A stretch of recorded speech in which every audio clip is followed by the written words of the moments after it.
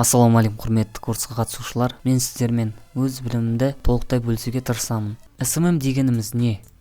SMM дегеніміз ағылшын тілінен аударғанда social media маркетинг, яғни әлеуметтік желілердегі маркетинг. Әлеуметтік медиада тауарларды немесе қызметтерді жылжыту. Әлеуметтік желілер олар Инстаграм, ВКонтакте, Ютуб, Facebook сияқты әлеуметтік желілерді айтсақ болады. Бұл желілер қазіргі кезде ауқымды түрде қолданылуда. Соның ішінде біз Инстаграм әлеуметтік желісін үйренетін боламыз. Ал Қазақстанда SMM ұғымы 2011 жылы кеңінен таныла бастады. SMM барлық нәрсеге жасалады және оны жеке адамға да жасауға болады. Мысалы, сіз бір нәрсені өндіруші болсаңыз, немесе сатушы болсаңыз, немесе өз қызметіңізді көрсететін болсаңыз да, блогер болсаңыз да SMM-ді өз әлеуметтік желіңізге қолдана аласыз. Қазіргі кезде SMM-ді білмей әлеуметтік желіні дамыта алмаймыз. Компанияның әлеуметтік желілердің жұмысынан алатын нәтижесі. Әлеуметтік желі мен SMM-нің сіздің кәсібіңізге, қызмет көрсетуіңізге қандай пайдасы бар?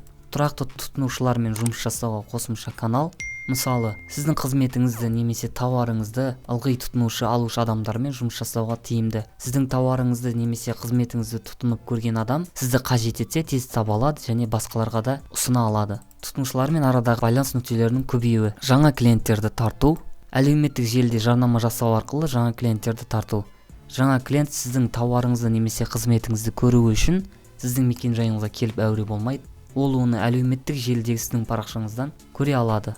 Қарсы байланыс алу мүмкіндігіне келетін болсақ, парақшаңызда сіздің тауарыңызға немесе қызмет көрсетуіңізге байланысты өз сұрақтарын комментарийға жазып немесе сіздің өзіңізге жеке дайректке жазып қоя алады. Сіз түрлі сұрақ-жауаптар, сайыстар ұйымдастыру арқылы оларды қызықтыра аласыз. Және компанияңыздың мәртебесі өседі, яғни сізді танушылар, сізге келушілер көбейеді. Қорытынды ретінде сатудың өсуі айқын көрінеді. Осымен бүгінгі сабағымыз аяқталды. Каналға тіркеліп, лайк басып қойыңыздар және достарыңызға осы видеоны таратыңыздар. Өздеріңіздің SMM-ге қатысты сұрақтарыңызды комментарийге жазып қалдырсаңыздар болады. Бұйырса келесі сабақта әлеуметтік желілер туралы және оның тарихы туралы айтатын боламыз. Барлығыңызға рахмет.